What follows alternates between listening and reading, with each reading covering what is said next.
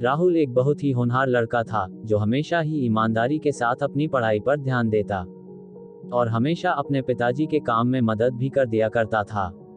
ऐसे तो वह बस सिर्फ 12वीं कक्षा का छात्र था, लेकिन फिर भी उसमें गजब का आत्मविश्वास था कि वह अकेले ही अपने पिता का काम संभाल लेता था और साथ में पढ़ाई पर भी ध्यान देता था। राहुल की मां का देहांत 2 साल पहले ही हो चुका था और उसकी एक छोटी बहन थी जो स्कूल जाती थी, लेकिन कभी कभी इसे भी स्कूल से छुट्टी लेनी पड़ती थी क्योंकि राहुल के पिताजी सही समय पर उसके स्कूल की फीस जमा नहीं करवा पाते थे। छोटी बहन को पढ़ाई का शौक नहीं था, लेकिन फिर भी अपने भाई के कहने पर वह पढ़ाई करने लगती थी। एक दिन छोटी बहन के पड़ोस में रहने वाली उसकी सहेली ने उसे अपने बर्थडे में आने के लिए कहा था। साथ में उसे रेड कलर की ड्रेस पहनने को कहा, क्योंकि उसकी बर्थडे पार्टी की थीम रेड कलर थी।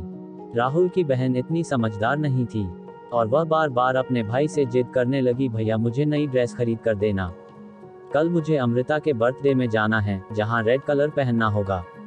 ऐसे में अगर मैं नहीं पहनूंगी तो लोग मेरी हंसी उड़ाएंगे और मुझसे कोई दोस्ती नहीं करेगा। राहुल, अरे ड्रेस से क्या लेना देना है, तू बस उस पार्टी में जाकर मजे करके आना। बहन रोते हुए, नहीं भैया मुझे तो वही ड्रेस चाहिए, नहीं तो मैं बर्थडे पार्टी में नहीं जा पाऊंगी।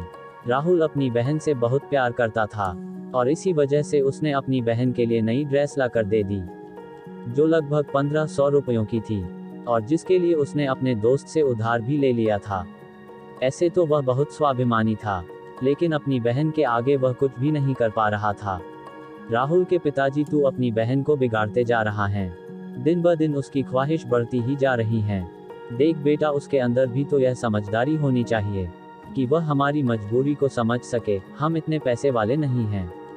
ये सब बातें दूर से ही राहुल की बहन सुन रही थी और उसे ये सुनकर अच्छा नहीं लगा कि उसके पिताजी ने उसे कुछ भी देने से मना किया और उसे समझदार होने की बात की है। उसके हिसाब से तो वही सबसे समझदार लड़की थी। उसने अपने पिताजी और भाई की मजबूरी को भी सुनते हुए नजरअंदाज कर दिया था, क्योंकि उसे तो अपनी मनमर्जी का हर वह सामान मिल जाता था जो वह चाहती थी। राहुल दिन भर अपना काम करता और रात में पढ़ाई किया करता था। वह अपनी पढ़ाई को छोड़ना नहीं चाहता था। यूं ही एक दिन वह पढ़ाई कर रहा होता है, अचानक उसके दोस्त राजीव का फोन आता है, जो उससे कल होने वाली पार्टी में चलने के लिए कहता है। राजीव, अरे चल ना यार, वैसे भी तू रोज रोज काम करता है, कभी हम दोस्तों के लिए भी समय निकाल लिया कर। राहुल, हाँ क्यों नहीं, मैं भी तुम लोगों के साथ चलना चाहता हूँ, लेकिन क्या करूँ, मजबूरी है। मेरे पास तो पहनने के लिए अच्छे कपड़े भी नहीं हैं और ना ही मैं अपने पिताजी को ऐसी कोई ख्वाहिश करना चाहता हूँ जिससे वह परेशान हो जाए। राजीव के बहुत कहने पर भी राहुल तैयार नहीं होता और वह हमेशा पढ़ाई पर ही ध्यान लगाना चाहता है। ये सब बात सोते हुए राहुल की बहन सुन लेती है, जिसे थोड़ा थोड़ा अफसोस होने लगता है कि जो भाई उसके लिए सब कुछ करने को तैयार है, वह खुद के लिए कभी कुछ कर ही नहीं पाता है। ऐसे में अचानक ही राहुल के पिताजी को किसी दूसरे शहर जाना पड़ा, जहां पर कुछ जरूरी काम आ पड़ा था। राहुल की बहन, भाई मेरी सहेली बता रही थी कि शहर के मॉल में एक बहुत अच्छी प्रदर्शनी लगी है, जहां पर बहुत तरह तरह के डिजाइनर कपड़े मिल रहे हैं, वह भी सस्ते दामों में। मुझे भी वहां से कोई अच्छी सी ड्रेस लेकर दे दो ना, जिसे मैं अपने बर्थडे में पहन सकूं और मेरी सहेलियों को नीचा दिखा सकूं। राहुल, तुम ये गलत सोच रही हो, हमें कभी किसी को नीचा नहीं दिखाना चाहिए, बल्कि अपने कर्मों पर भरोसा रखना चाहिए। बहन, भैया आप ही मुझे दिला सकते हैं, नहीं तो पिताजी तो हमें लेने ही ना दें। दिन भर अपनी मजबूरी बताते रहते हैं और कभी मेरा ध्यान भी नहीं रखते हैं। राहुल उस समय चुप हो जाता है, क्योंकि उसे अपने पिताजी की मजबूरी अच्छे से मालूम है, लेकिन छोटी बहन इन सब बातों से अनजान थी। तभी राहुल को ख्याल आता है कि उस प्रदर्शनी में जाने के लिए महंगे पास की जरूरत पड़ती है, जो उसके पास नहीं है।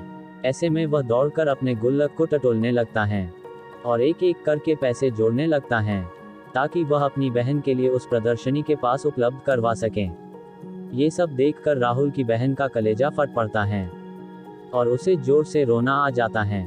उसे रोता हुआ देखकर राहुल दौड़कर बहन के पास जाता है। क्या हुआ, तुम इस तरह से क्यों रो रही हो? बहन रोते हुए, आज तक आपने हमेशा मेरी खुशियों का ख्याल रखा, हर वह चीज मुझे दिलाई जो मैं मांगती रही, लेकिन कभी भी मैंने आपसे यह नहीं पूछा कि आखिर आप इन पैसों का इंतजाम कहां से करते हैं। लेकिन आपको एक एक रुपये जोड़ते देखकर मुझे बहुत दुख हुआ कि आप मेरी खुशी के लिए इतना कुछ कर सकते हैं, लेकिन मैं हमेशा स्वार्थी बनी रही। राहुल, अरे इतना सोचने की जरूरत नहीं है। आखिर मैं तेरा बड़ा भाई हूँ। मैं नहीं करूँगा तो कौन करेगा।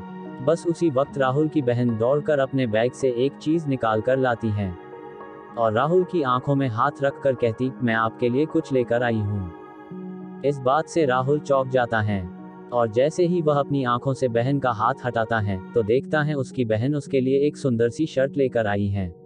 राहुल आश्चर्य से, ये तो बड़ी महंगी लगती है, पर तुम कहाँ से लेकर आई?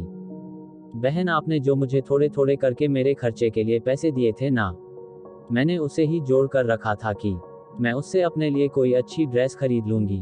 लेकिन जब मैंने आपके दोस्त की बात सुनी और आपने उसे पार्टी में जाने के लिए मना कर दिया, बस मैंने उसी समय ठान लिया था कि मैं आपको एक खूबसूरत सी शर्ट लेकर दूंगी।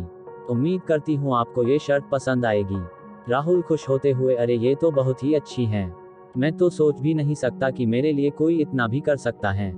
बहन भावुक होते हुए, ये तो मेरी तरफ से एक छोटा सा तोहफा है, लेकिन आज तक आपने जो मुझे प्यार और सम्मान दिया है उसकी तो कोई भी तुलना नहीं की जा सकती।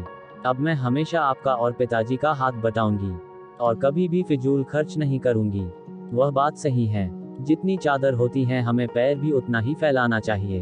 बहन की समझदारी वाली बातों को सुनकर राहुल की आंखों में भी आंसू आ जाते हैं और तभी पिताजी वहां खड़े होकर उन दोनों को देखने लगते हैं।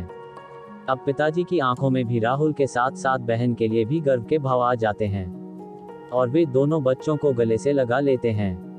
दोस्तों, खुशियां हमेशा छोटी छोटी घटनाओं, छोटे छोटे मोमेंट्स में छुपे हुए होते हैं। कभी भी लाइफ में किसी के लिए कुछ बड़ा प्लान करने के बजाय किसी के लिए एक छोटा सा प्रयास भी बहुत मायने रखता है। किसी के लिए एक बड़ा महंगा उपहार खरीदने के बजाय किसी के साथ 2 पल बैठकर उससे बात कर लेना भी एक बहुत बढ़िया उपहार होता है। लाइफ में कभी कभी ऐसा भी होता है कि किसी को हमारा महंगे लाखों के गिफ्ट्स में कोई रुचि नहीं होती है, उनके साथ सब एक शाम गुजार ले, वो भी बहुत होता है। लेकिन बदलते दुनिया और इस जीवन की आपाधापी में हम इतने मशगूल हो गए हैं कि किसी को अपना समय भी नहीं दे पाते हैं। जहां तक मेरा मानना है, सबसे बड़ा उपहार किसी को वक्त देना होता है। कोई किसी को जब अपना वक्त देता है तो वह उसको सिर्फ अपना वक्त नहीं दे रहा होता है, वह अपने जीवन का एक हिस्सा, या कहे तो वह अपना जीवन दे रहा होता है। जीवन में सबसे जरूरी अपनों के साथ समय बिताना और उनके सुख दुख में शामिल होना, यही तो जीवन है। बस काफी लोग इन्हीं खूबसूरत और अनमोल रिश्तों को सहेज नहीं पाते हैं। ये कीमती रिश्ते किसी महंगे गिफ्ट से कम नहीं होते।